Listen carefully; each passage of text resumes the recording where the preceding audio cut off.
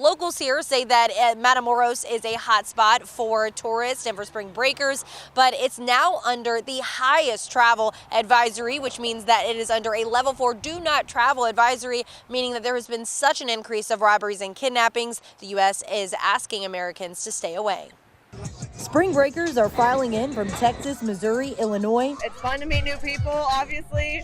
I love spring break. It's the best time of my life. Even like my dad was telling me about like when he was in college, like he went to South Padre. So it's like, I feel like you have to go at some point. The U.S.-Mexico border is less than an hour away from South Padre Island, and these Texas Tech students were considering a trip. So yeah, the original plan, we were gonna go to Mexico for like a day or two, like something cool to do.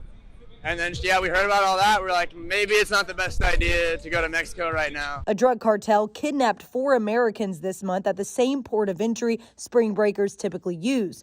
Only 2 survived. A lot of spring breakers, not only within Texas, but from out of state, will travel into Mexico, especially Matamoros, to go frequent the restaurants or the clubs. But in this case, we are stressing not to travel into Mexico because of the dangerous situation right now, because of the uptick in violence and kidnappings that are taking place.